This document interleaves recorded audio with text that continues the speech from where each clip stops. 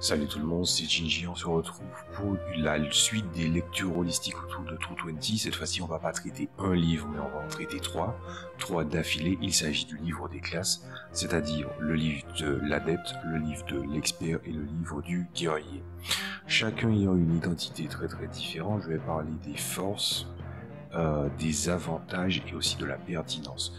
Alors, évidemment, on va passer à l'étape la plus importante, c'est-à-dire le moment où je donne quand même mon avis sur le livre rapidement pour les gens qui sont intéressés par la gamme ou qui ont déjà la gamme. Qu'est-ce qu'il faut en penser, ou plutôt quel est mon avis là-dessus, hein, voilà. C'est qu'objectivement, les trois livres sont exactement ce qu'on attendrait de livres de classe, destinés à des joueurs, mais en même temps aussi destinés aux maîtres de jeu, puisque ça propose des règles optionnelles. Donc on va commencer par le livre de l'adepte, puisque c'est le premier. Donc livre de l'adepte qui en le parcourant te propose, chaque livre te propose des backgrounds. Donc je rappelle qu'il n'y a pas de race à proprement parler. C'est que les races, les classes, les ethnies, toutes ces choses-là, c'est ce qu'on appelle les backgrounds. Donc on va appeler ça aussi l'historique si vous avez envie. Et du coup on vous propose des historiques extrêmement variés, mais on vous propose aussi des constructions d'idées de personnages, comme je rappelle l'adepte et le spécialiste des arts mystiques. Donc on vous donne des tas d'archétypes qui sont liés aux phénomènes surnaturels, tout ça avec des constructions de builds basées sur les éléments qui seraient psychiques, ésotériques, surnaturels et tout. On vous dit quels sont les feats qu'il vaudrait mieux avoir, quels sont les pouvoirs. C'est quelque chose de suffisamment bien construit. Qu'est-ce que je peux dire d'autre aussi là-dessus? Alors, il y a des compétences, mais comme c'est un livre qui est destiné aux adeptes, chaque classe a, on va dire, ses atouts qui sont bien à eux, et donc du coup, ça se ressent dans le livre. Les livres n'ont pas la même taille et n'ont pas la même teneur, le même contenu. C'est-à-dire qu'il ne s'agit pas de modèles type qui sont décidés d'apposer, même s'il y a des choses, il y a un squelette qui a derrière qui ressemble, qui se ressemble derrière, mais il n'empêche que chaque livre a son identité. Donc le livre des adeptes fait 88 pages, le livre de l'expert fait 99 pages et le livre du guerrier en fait 65.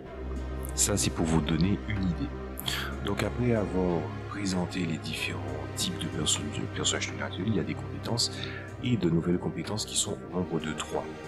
Alors il y a l'astrologie, il y a l'herboristerie et pour finir il y a la divination. Voilà.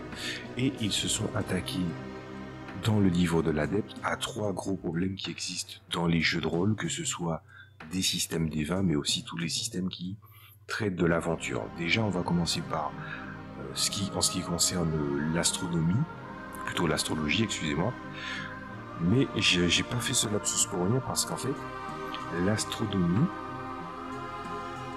a un impact sur l'astrologie et l'astrologie c'est une forme de divination, mais c'est une forme de divination et aussi de lecture du monde qui est basée sur des principes physiques. Là où en opposition on a les prophéties et les divinations qui eux sont basées sur les mystiques, l'extension du monde du visible, et donc du coup en fait il y a une certaine complémentarité entre les deux. Sauf que l'astrologie s'appuie sur l'astronomie en tant que compétence et c'est quelque chose que je trouve très intéressant de gérer, et surtout si vous faites des settings où vous avez vraiment envie d'être complètement dépaysé et par exemple de faire jouer dans un monde qui se détache vraiment de ce qu'on connaît déjà. On peut faire par exemple de la fantaisie mais sur une autre planète avec d'autres espèces, ben on peut transposer ça assez facilement. Le système des compétences est plutôt bien expliqué, puisque je rappelle que les compétences, ils sont présents, mais comme c'est un jeu où pas mal de choses sont à la carte, on explique les compétences, et les livres de classe, et aussi les livres de certains settings, vont venir pousser une définition de compétences existantes, ou voire même l'améliorer. Ce n'est pas le cas dans la catégorie de l'adepte, mais en tout cas c'est bienvenu.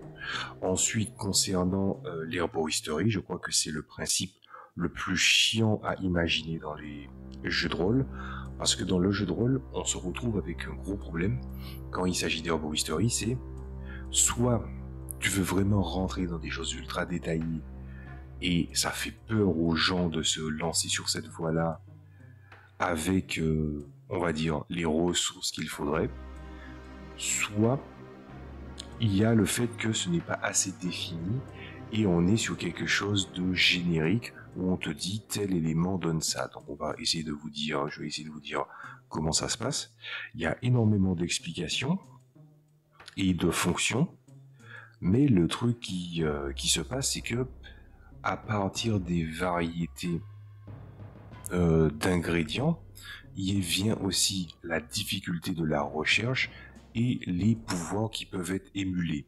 Et ça veut dire que malgré ces exemples qui en fait font un entre-deux, c'est-à-dire qu'on vous montre des herbes dans les compétences qui sont à utiliser comme ça, mais qui sont aussi en même temps des exemples, vous avez, quand vous devez inventer une ressource ou un ingrédient, vous avez qu'à prendre le nom, puis ensuite vous ajoutez la fonction, puis vous ajustez la difficulté globale de trouver cet ingrédient, puis ensuite l'effet du pouvoir simulé. Et je rappelle que dans ce jeu, il n'y a pas de magie avec des slots ou ce genre de choses là, c'est plutôt un pouvoir. Le pouvoir peut avoir de nombreuses fonctions, interprétations, utilisations, et puis en fait ça finit par ponctionner dans ton énergie, qui est parfois même dans dans ton énergie vitale pour certains sorts qui sont un peu plus poussés. Donc il y a en fait un système où tu dois lancer des pouvoirs, puis ensuite lancer le sort de résistance à la fatigue ou à autre chose, pour que tu puisses savoir combien de sorts tu peux lancer. Quelqu'un peut mourir à force de lancer des sorts et de ne pas réussir ses tests de constitution. Ce qui fait que l'adepte, malgré que ce soit un personnage mystique, il a besoin de constitution, ce qui casse nettement avec l'idée qu'on se fait dans les systèmes des vins des spécialistes des arts mystiques. Et de vous à moi, les systèmes de slots, ça m'insupporte. Donc les magies sont plutôt bien utilisées dans ce livre, mais aussi dans le livre de base. Et justement, j'ai sûrement précédé ce que j'allais faire, puisque les nouveaux super pouvoirs sont rajoutés, et il y en a énormément. Le livre ne fait pas 88 pages pour rien. Mais il y a aussi des feats, et des feats qu'on appelle des feats surnaturels, donc des feats qui viennent se greffer aux capacités de l'adepte. Là encore, on est sur une très très bonne entrée, puisque les capacités de l'adepte, les feats de l'adepte, je les trouve trop mous, trop génériques. En fait, pour rappel, qu'est-ce que les feats? Les feats, c'est en gros c'est un cœur de mécanique, ou un morceau modulaire de mécanique que l'on voit dans les systèmes D20. Par exemple, la mécanique de rage, ça serait considéré comme un feat dans les systèmes 3.5. Et dans True 20, qui est un dérivé de la 3.5, et qui utilise vraiment un D20 pour toutes ses actions, c'est pour ça que ça s'appelle True 20, ben, tu as dans les feats un mélange entre les idées de feats que tu connais dans les 3.5, avec plus évidemment, les dons également qui tombent dans les feats, et vous allez voir que c'est un problème dans ce jeu-là spécifiquement, mais pas dans le cas de son petit frère Bioten and Masterminds. Et donc avec les nombreux pouvoirs qui viennent s'ajouter et les feats qui vont avec, ça vient encore repousser les limites, parce que je trouve que les feats, j'ai lu quoi, je dois avoir lu True 20 genre 5-6 fois, voilà. Et je trouve que les feats du livre de base, c'est quand même assez moyen, ou assez prévisible, ou pas assez engagé envers la classe. Ah ben, du coup, les livres de classe viennent mettre leur opposition là-dessus en montrant quelque chose de plus étendu. Voilà. Ensuite, il y a la partie avec les nouveaux pouvoirs. Il n'y a pas grand-chose d'autre à dire, sinon que nouveaux pouvoirs, nouvelle façon d'utiliser. Et même si je n'ai pas mis l'accent sur les différentes constructions, les différentes idées d'ésotéristes ou de spécialistes des pouvoirs mystiques, donc des idées de build, entre guillemets, je mets des builds avec des grosses guillemets, parce que rien ne t'empêche de t'inspirer d'un truc et un autre. Petite parenthèse d'ailleurs, je vois bien, moi je me vois, je n'ai pas ma table actuellement, mais je vois bien si j'avais présenté ça à mes joueurs et ce livre-là à mes joueurs, si je faisais jouer True 20, je verrais bien l'un d'entre eux. En fait, il ne saurait pas exactement où il veut aller, mais il voudrait jouer un lanceur de saut ou un mec à pouvoir. Et puis en fait, il va voir un peu de tout, et puis il va se dire, ah oui, mais je voudrais faire ça, ça, ça, ça, ça. Sauf que la sélection ne peut pas se faire aussi facilement que ça. Voilà. J'ai juste à mettre en avant que les livres sont destinés aux joueurs autant qu'aux maîtres de jeu, mais parfois, donner des éléments aussi conséquents et aussi bien fournis, aussi généreux, ben donner ça à un joueur, ça peut lui donner des idées, mais pas que des bonnes idées ou des idées qui sont canalisées. Voilà. Après ça, il y a les objets surnaturels, les pouvoirs, ce genre de choses-là. Bon, j'ai regardé quelques objets à la va-vite, je vais quand même y jeter un coup d'œil. Et ça n'avait rien de déconnant, je trouve que c'est plutôt pas mal. Ensuite, voilà, il y a des... En fait, il y a quelque chose qui est très intéressant avec, les objets, c'est que les objets respectent un petit peu le cœur de ce que ça avait de Blue Rose première édition. Je rappelle, moi j'ai présenté il y a quelques mois Blue Rose deuxième édition avec le système Age, et le premier système de Blue Rose c'était True 20. C'est le système qui a marché plus que l'univers malheureusement et qui a donné par la suite True 20. Ah bah, du coup on se retrouve avec des objets qui sont vraiment à l'image, malgré le fait que ce soit un système générique ou simulé bien des univers, on se retrouve avec des objets qui représentent vraiment l'esprit Blue Rose encore, c'est-à-dire que il y a des objets qui relèvent du combat, de l'exploration, du roleplay, et aussi de certains éléments comme la romance. Par exemple, il y a des objets, des gens peuvent se dire, attends, mais une amulette qui augmente ta fertilité, mais qu'est-ce qu'on s'en fout de ça? Vous voyez ce que je veux dire par là? Ah ben, du coup, je pense qu'il y a sûrement du recyclage. J'ai pas le livre de la première édition, extrêmement dur à trouver, ça coûte cher. Donc du coup je trouve que c'est assez bien géré d'avoir recyclé tout ça, si c'est du recyclage. Si c'est pas du recyclage, je serais très surpris. Voilà.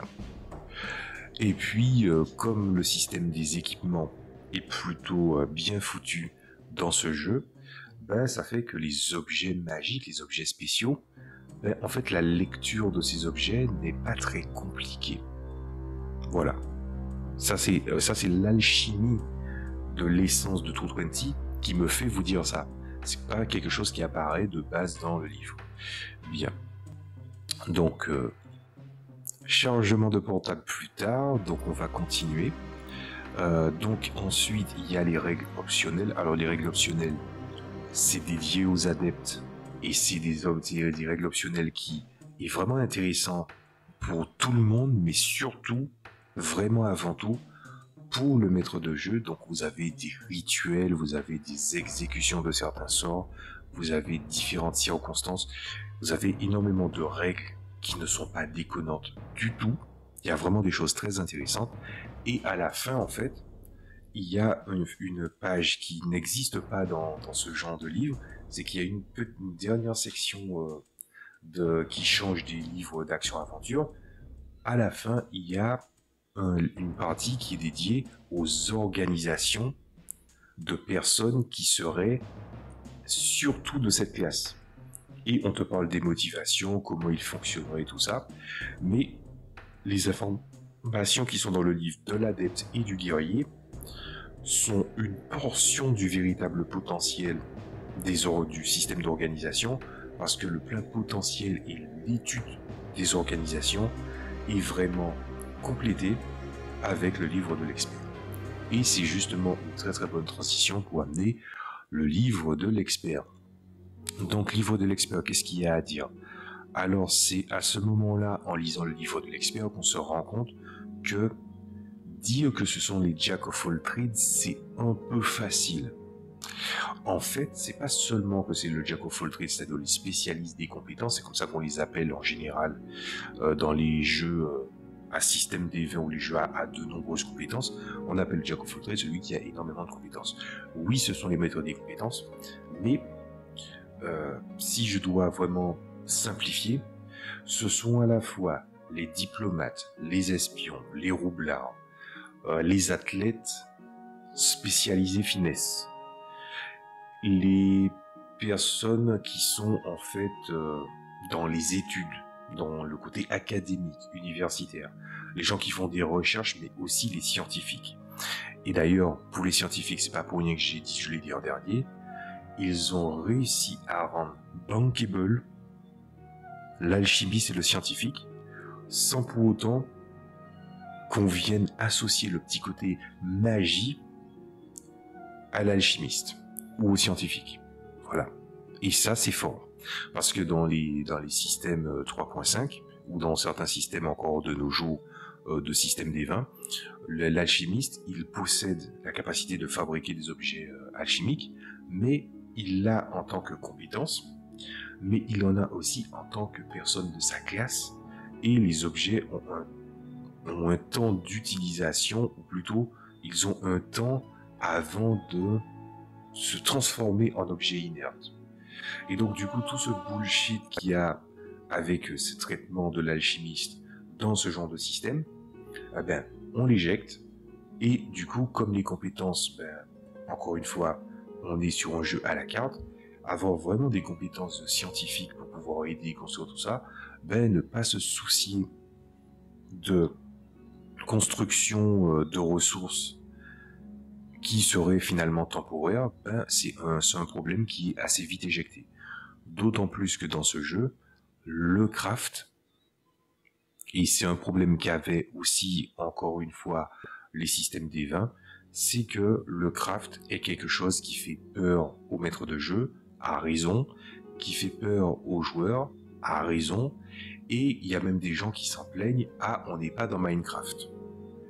Alors, en temps normal, surtout pour avoir vu une excellente vidéo que je vais vous conseiller, alors j'étais censé vous les conseiller après, mais je vais le conseiller 2 fois parce que il faut que vous regardiez cette vidéo. Je vais essayer de vous mettre le lien ou de vous faire apparaître en quelque part le truc, mais c'est Didier Ducot qui a fait une vidéo le 3 avril 2022 qui s'appelle « Vos combats D&D sont chiants ». Et ce qu'il a dit sur les systèmes DV ou les jeux d'aventure sont extrêmement criants de vérité. Voilà. Et du coup, il parlait aussi, il compte parler dans le futur du crafting, et je me doute que les critiques qu'il va faire vont être des critiques pertinentes, parce que c'est ces critiques-là qui fait que je vous mets ça en comparaison avec True20, et que True20, lui, arrive à mieux gérer la chose. Voilà.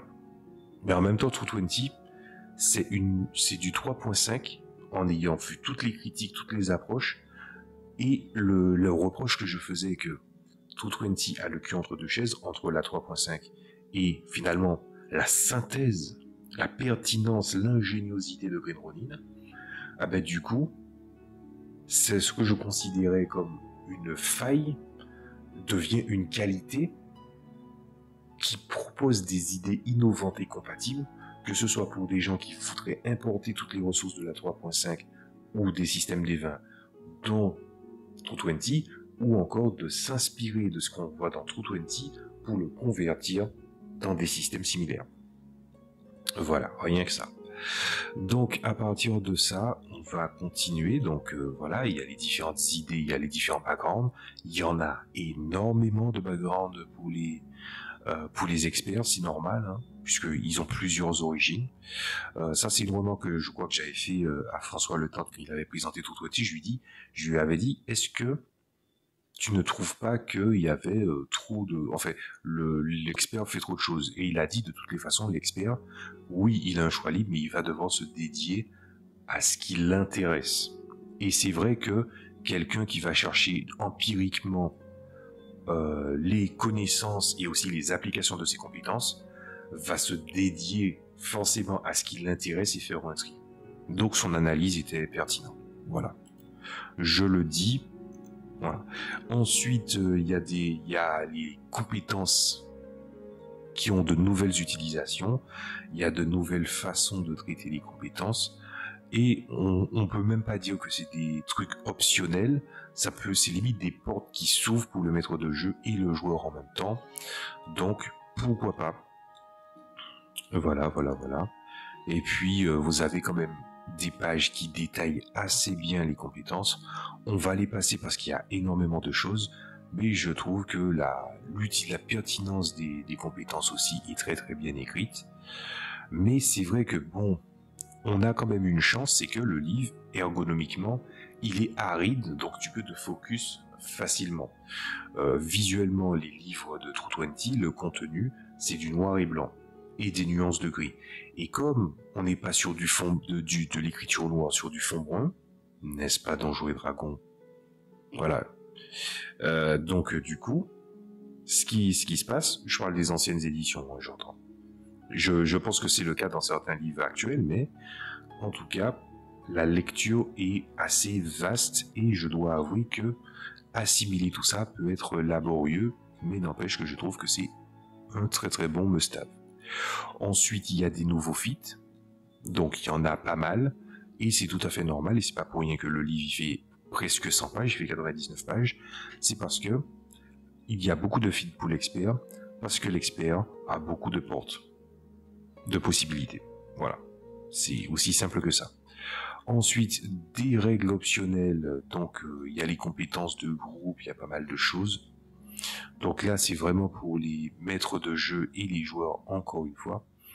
L'expert, c'est vraiment un personnage qui est très intéressant. Donc moi, je ne vais même pas dire que c'est le easy to learn, hard to master. Je dirais plutôt que c'est une classe qui a beaucoup de portes d'entrée. Et donc, de ce fait, le joueur doit savoir exactement ce qu'il veut quand il va créer un personnage, et que l'expert n'est pas le choix, l'expert est une possible réponse. Voilà, comprendra qui pourra. Après ça, il y a évidemment les équipements. Là, la quantité de dotation vient encore d'augmenter. Voilà, pour les adeptes, c'était les objets magiques. Là, c'est pour les objets variés, on va dire divers. Et le livre du guerrier, évidemment, c'est toutes les armes avec quelques-unes d'inédites. Voilà. Et pour finir, vous avez des alliés et des adversaires. Ça s'appelle alliés et adversaires. Là, c'est la construction d'organisations. Et les organisations, c'est vrai que j'en ai parlé. On parle de la création d'organisations et de construction d'organisations. Mais ce que je n'ai pas dit, c'est que les organisations, c'est pas forcément des organisations hostiles, on s'entend. C'est-à-dire juste créer la notion d'organisation. Ce qui veut dire que, par exemple, vos personnages qui peuvent faire partie, je sais pas moi, d'une patrouille galactique, d'une mafia, ou encore des ésotéristes qui veulent utiliser la divination pour essayer de voir les mouvements du monde et essayer de précipiter les choses dans le sens de leur voyance, ce sont des organisations qui pourront être construites. Et ce qui est bien, c'est que le leader et son niveau va indiquer en fonction de la catégorie majeure de personnages non joueurs et de sbires leur sauvegarde. Ce qui veut dire par exemple que je prends des trucs très grossiers, mais par exemple une organisation d'experts et d'espions, leur table de sauvegarde va surtout privilégier tout ce qui est manœuvre d'esquive des réflexes, tandis que les adeptes, ça serait plus tout ce qui est volonté, et puis le guerrier, vous doutez, c'est la constitution. Et puis il y a quand même d'autres propositions, comme par exemple, je vais vérifier si je dis pas de bêtises, voilà, on te parle aussi des organisations comme des petites entreprises, voilà. Donc, c'est tout ce que j'ai à dire sur la partie de l'expert. Donc voilà, l'expert, ça c'est un truc qui a été très long à expliquer. Mais ensuite, on va passer au livre du guerrier. Alors le livre du guerrier, il va aller directement au but, vous vous en doutez, puisqu'il fait 65 pages, mais aussi les choses qui sont proposées sont assez intéressantes.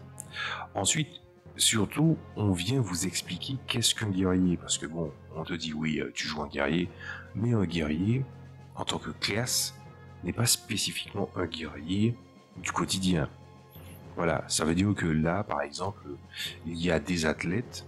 Donc, vous voyez qu'il y a des athlètes chez les experts, mais chez les guerriers aussi.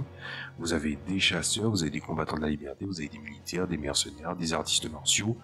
Et je rappelle qu'avec, je sais pas quand je vais poster cette vidéo, mais dans le setting qui s'appelle Land of the Grey, on a vu que des artistes martiaux, voilà, des gens qui se battent à main nue et qui pratiquent des arts martiaux, on en voyait aussi chez les experts dans le setting des mondes d'aventure numéro 3 qui s'appelle Land of Grey. Voilà, donc il y a quand même une passerelle. Et puis vous avez des guerriers mystiques avec des pouvoirs surnaturels. Donc finalement, le guerrier a des pentes connectées avec les autres classes. Ce qui n'est pas systématique dans les autres sens. Mais la chose qui est la plus surprenante, c'est que les adeptes, ils ont de nouveaux sorts, de nouveaux feats. Les experts, ils ont énormément de compétences et des définitions. Le guerrier, son truc à lui, c'est un élément qui m'a attiré l'attention tout de suite et que je trouve très pratique parce que en fait, non seulement True20 a dire aux gens qui sont guerriers, vous avez raison dans vos premières réflexions, mais on vous met à l'amende parce que en fait vous auriez pu faire un effort. C'est la fameuse réflexion du je suis un guerrier, je ne sers à rien en dehors des combats ou dans d'autres situations. Et eux, ils te répondent, dans un sens, vous pourriez avoir raison, mais en même temps, vous ne vous bougez pas assez pour pouvoir essayer de vous rendre plus utile. Et pourquoi j'explique ça? C'est parce qu'en fait, les classes ont un système de points de conviction, et les points de conviction, c'est des points spéciaux qui déclenchent des capacités spéciales. Pour le guerrier, c'est de régénérer des conditions de fatigue, totalement, voilà. Pour l'adepte, c'est pour utiliser un pouvoir qu'ils n'ont pas en temps normal, avec un bonus. Et les experts, c'est utiliser une compétence qu'ils n'ont pas en temps normal, avec un bonus. Sauf qu'avec le guerrier qui va s'investir dans son rôle, dans les vertus et les vices de son personnage, c'est-à-dire quelqu'un qui va faire donner du volume à son personnage, et qui va essayer d'aider le groupe, qui va essayer de vraiment interpréter le rôle qu'il va jouer avec une certaine maestria, ça va engager le maître de jeu à lui donner plus de points de conviction et un gros truc qu'il gagne que les autres n'ont pas, son truc bien à lui, c'est qu'on te donne énormément de capacités. Je crois qu'on t'en donne 9 capacités basées sur les points de conviction et qui te permettent d'anticiper de nombreuses situations, c'est-à-dire des situations d'exploration, des situations de combat, des situations face à des adeptes, des situations face à des experts. Vérification quand même, parce que je voulais l'air d'un con si j'ai dit une bêtise. Voilà, en plus il vient même empiéter sur les autres classes et parfois voler leur goûter. Par exemple, vous avez le Vicious Blow, où tu peux dépenser un peu de conviction, voilà, sur un coup que tu as lancé, et en fait tu ajoutes les dommages additionnels normalement aux personnages qui sont immunisés aux coups critiques. Voilà. Ou bien vous avez résistant à la magie, tu peux augmenter ta résistance aux magies qui peuvent t'affecter. Voilà. Et on te dit que c'est les capacités surnaturelles en tant que pouvoir ou en tant qu'habilité. Ce qui veut dire que Magic Resistant, si quelqu'un lui balance une langue de feu ou un jet de pression, ou bien il va lui lancer un sort de sommeil, que ce soit quelque chose d'offensif ou un pouvoir d'une autre catégorie, si ça le cible, il y devient résistant. Voilà. Ta gueule, c'est pas magique, non, là c'est ta gueule, c'est le guerrier. Ensuite, il y a des variantes qui viennent encore une fois, il y a 2 variantes pour la classe qui sont des propositions et qui te proposent en fait de choisir un combattant, voilà, un combattant guerrier avec des sauvegardes légèrement différentes de ceux du livre de base. Je le rappelle encore une fois, il y a la classe qui te donne un tableau de sauvegarde et des pouvoirs et des bonus, ou des choses que tu vas choisir à la carte, mais un rôle, c'est une classe dont on a modifié la structure pour être en accord avec les désirs du créateur de l'univers. Voilà. Ah ben, moi, j'ai toujours dit que la table du guerrier et de l'adepte et de l'expert de base, donc tout en haut du livre de base, était bien faite. Ben, si vous avez envie, par exemple, de jouer un personnage mystique, c'est-à-dire un guerrier qui va avoir des pouvoirs surnaturels à un moment donné, ben, plutôt que de faire du biclassage, on peut passer en guerrier mystique et changer ses sauvegardes, et donc du coup essayer d'avoir des solutions qui sont différentes. Après, donc d'autres compétences qui viennent s'ajouter, mais il y en a très très peu, c'est surtout pour mettre en avant les points forts du guerrier dans ce qu'il peut sélectionner. Donc pourquoi pas, moi je dis que c'est très très bien. Des feats, il y en a énormément, mais c'est logique, puisque le guerrier est extrêmement dépendant des feats, voilà. Et puis surtout, là je vais parler d'un gros bémol que j'ai vis-à-vis du... comment ça s'appelle, vis-à-vis de True 20, mais en fait en général de Green Ronin, c'est leur façon de percevoir la création des arts martiaux. Dans Mutant and Mastermind, je vais prendre le petit frère, comme ça vous allez comprendre. Quand tu vas créer un art martial, on te dit ton art martial il est composé de ça, ça, ça, ça, ça. Sauf que ce qu'on te demande, c'est pas tant des compétences que des compétences, mais on te demande aussi des avantages. Ce qui veut dire que les avantages dans Mutant and Masterminds, tout en sachant qu'il y a des objets, des pouvoirs, en fait des capacités et des compétences qui te demandent des fois une certaine quantité de points de pouvoir, donc c'est un système à capital de points à dépenser, ben comme tu sais qu'un avantage, c'est toujours un point de pouvoir, ce qui est très très peu, c'est la catégorie d'objets, en fait la catégorie d'objets d'éléments sélectionnables du personnage les moins coûteux existants, après les sauvegardes, enfin, au même niveau que les sauvegardes, bah, du coup tu te dis ça va. Mais ensuite, il faut aussi prendre en compte que True 20 est sorti avant. Et qu'est-ce qui se passe? C'est que par exemple, on te dit, tu veux être pratiquant de Muay Thai, il te faut ça, ça, ça, ça, ça. Sauf que, quand tu montes de niveau, tu ne gagnes qu'un seul feat. Tu as un ensemble de feats qui te sont déjà donnés à la création, et un art martial a besoin de certains avantages. Sauf que les avantages n'existent pas dans True 20. Donc ça veut dire que ce que tu dois sélectionner, c'est un feat. Donc pour être à l'image de l'artiste martial dont tu t'inspires, il faut sélectionner des feats. Ce qui veut dire que tu vas t'asseoir sur des feats pour avoir des petits tricks qui sont censés t'aider. Et au final, tu vas t'asseoir sur des capacités qui te seraient peut-être plus utiles. Et la façon de gérer les arts martiaux de True 20 est selon moi très mauvaise, parce que finalement, au lieu d'avoir un personnage qui représente l'essence martiale dans l'application de ses actions, en fait, tu ouvres juste la porte à des manœuvres, voilà, à des manœuvres que tu vas devoir en fait faire une sélection là-dedans.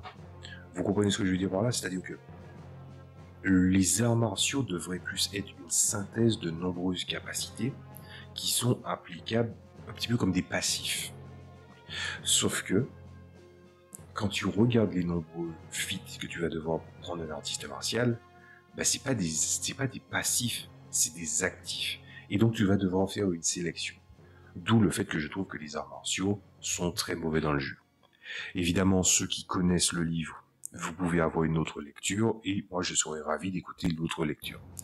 Ensuite, l'arsenal, bon, là, il y a énormément d'armes, énormément d'armures, et en plus ils ont fait un truc, c'est qu'ils ont décidé de trier les équipements et les objets, qui sont souvent martiaux, hein, qui sont tous martiaux en général, faut pas se leurrer, par air. Voilà. Donc c'est genre tout début, âge de pierre, âge du bronze, âge de fer, tout ça. Très très bonne façon de trier, jusqu'à même au futur, et ce n'est pas caché dans True 20 qu'il y a certaines illustrations qui n'est pas moins subtiles que Mutant and Masterminds, où en fait c'était des décalcages dans les illustrations, mais dans 220, les settings futuristes, notamment un setting Warhammer 40 000, est pleinement envisageable. Et je trouve que les objets, comme les armures de pouvoir, les armes laser et ce genre de choses-là, ben, on voit quand même à l'inspiration Warhammer 40 000. Mais pas que Warhammer 40 000, en fait, beaucoup d'éléments de science-fiction, mais on voit que il y a eu certains visuels qui t'évoquent 40K et tu te dis, ça ne ressemble pas à du 40K visuellement, mais dans la manière dont c'est mis, l'illustration te met ça en forme, ça te met la puce à l'oreille. Voilà, c'est subtil, mais c'est là. Et pour finir, il y a les différentes gestions du combat et les notions comme par exemple des blessures avancées, hein, comme du saignement, défiguré, ce genre de choses-là. C'est toujours quelque chose qui est extrêmement mal géré dans les systèmes des 20.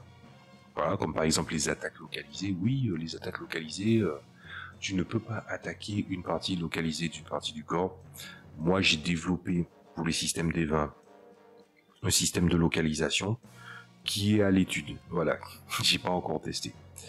Mais quoi qu'il en soit, après tout ça, vous avez des explications. Il y a même des parties qui te parlent de des figurines et des cases.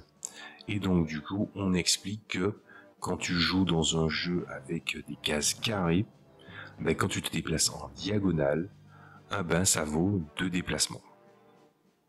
C'est quelque chose qui commence à être remis en cause de nos jours. C'est-à-dire qu'il y a des gens qui te disent « Je préfère jouer aux maps hexagonales », ce que je comprends et je dois avouer que je préfère. Mais il y a des jeux aussi qui utilisent des systèmes de cases et qui font que la diagonale ne coûte qu'un seul déplacement. Parce qu'ils trouvent que 2 déplacements, c'est un peu abusé. Et c'est vrai que dans les batailles d'escouade, quand vraiment des escouades se jettent sur toi, la sensation de désespoir ou le fait d'attaquer en diagonale ne devrait pas être quelque chose de chiant ou de pénible. En fait, c'est toujours le principe de celui qui a l'initiative est avantagé et celui qui se fait surprendre en fonction de ses actions aussi et de l'initiative, c'est quelque chose de normal. Si des gnolls viennent à s'avancer devant toi, je vais prendre un exemple très précis pour que vous compreniez ce que je veux dire par là. Et je vais en profiter pour faire un petit coup de gueule. Il y a toujours une critique qui ressort dans les systèmes des 20 et dans certains systèmes de jeux de rôle d'action-aventure, c'est que les gens, pour la plupart qui font des jeux de rôle, ils ne veulent pas faire de race qui se déplace en volant.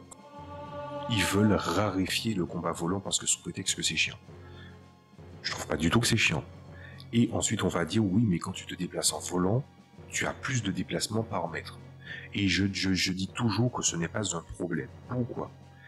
Parce que quand tu vas venir gérer les déplacements et qu'une personne va vouloir regarder la vue d'ensemble d'un territoire, on va prendre cette fois-ci la figuration à la différence du théâtre de l'esprit que j'ai l'habitude d'utiliser, quelqu'un qui est capable de se projeter, ça veut dire c'est quelqu'un qui est capable d'évaluer ses possibilités et de devoir agir.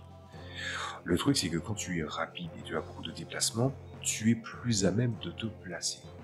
Sauf que le juste placement, c'est un art.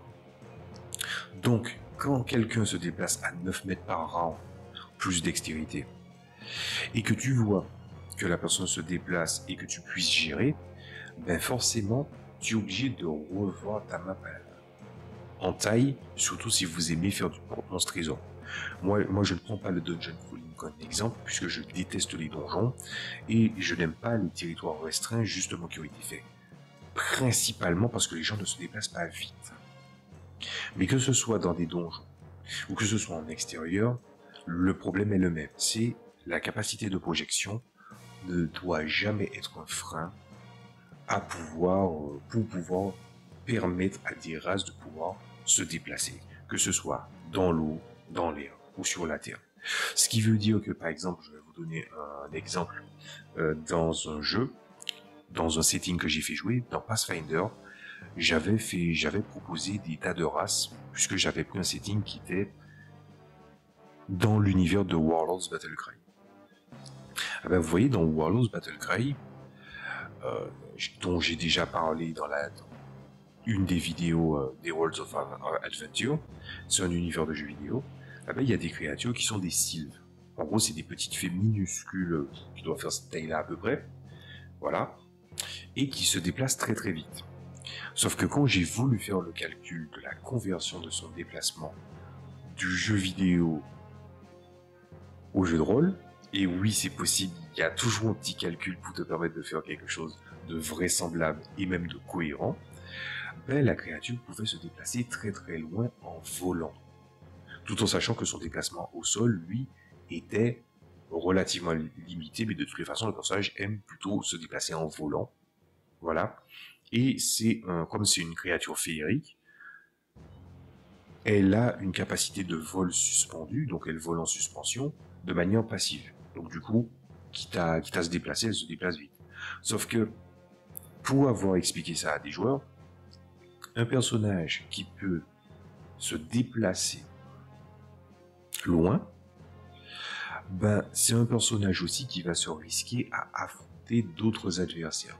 D'autant plus que s'il y a des attaques d'opportunité, je sais pas comment vous gérez les attaques d'opportunité, mais s'il y a des attaques d'opportunité à distance, que la personne expose son flanc, ou encore que la personne vienne se submerger au contact parce qu'elle n'a pas anticipé les déplacements des autres parce qu'elle ne les connaît pas, si la personne file tout droit sur 19 mètres et finit par se faire encercler à la fin du round, elle ne peut s'en prendre qu'à elle-même. Le déplacement en volant, même sous les manœuvres, oui, le personnage peut-il tomber ou pas, c'est des choses qui peuvent se régler facilement. Je veux dire, est-ce qu'on est du domaine de la créativité? Je pense même pas, c'est quelque chose qui peut facilement se régler avec un peu de bon sens.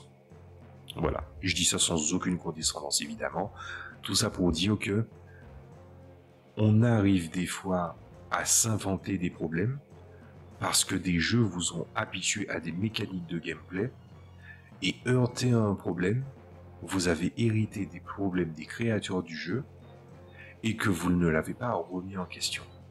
D'où le fait que les gens qui veulent tout le temps modifier des règles, il faut toujours leur dire, quand tu modifies une règle, comprends comment elle doit être utilisée, est-ce que tu l'as bien comprise, et surtout, est-ce que tu comprends pourquoi ça a été fait comme ça et pas autrement.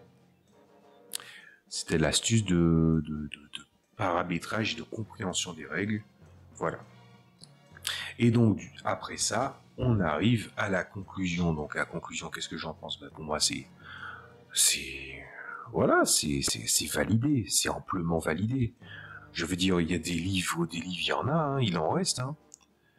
Voilà, le livre de base, il est indispensable. Le bestiaire, je le trouve indispensable au vu de ce que c'est, malgré mes critiques sur le bestiaire, évidemment. Les livres de classe, ben, ils talonnent derrière et ce n'est pas quelque chose de surprenant. Le reste, c'est de l'optionnel ou c'est des choses alternatives. Et quand je dis alternative, c'est pas forcément dans le sens positif. Voilà. Donc moi, ce que je vais vous dire, c'est que, encore une fois, je le rappelle, c'est pas une pub. Enfin, si vous voulez, c'est plutôt bouche à oreille parce que je trouve le jeu bien. Les liens de la gamme est en description, le lien des livres sont en description. Et si j'ai quelque chose à dire là-dessus, c'est que, ben, comme c'est en PDF, je le rappelle encore une fois, le jeu il est en PDF à moitié prix ou en réduction depuis le début du Covid et toute la gamme est en réduction. Eux, ils ont décidé que le système Age c'était leur avenir, donc ils ont fait passer les livres physiques sur Drive2. Si vous connaissez Drive2, allez-y. Mais si vous voulez avoir les livres et surtout avoir les livres pour pas cher, ils existent en PDF à moitié prix, des fois même moins que moitié prix. Voilà. Donc je vous dis, après énormément de temps, mais c'est complètement bien géré et maîtrisé, je vous dis à la prochaine fois pour d'autres vidéos. Je vais essayer, et c'est sûrement très probable, que les vidéos des autres éléments de la gamme soient bien plus courtes, parce que là, j'ai traité tous les trucs les plus intéressants en premier. le reste va être très très vite zappé. Je vous dis à la prochaine fois. Salut à tous.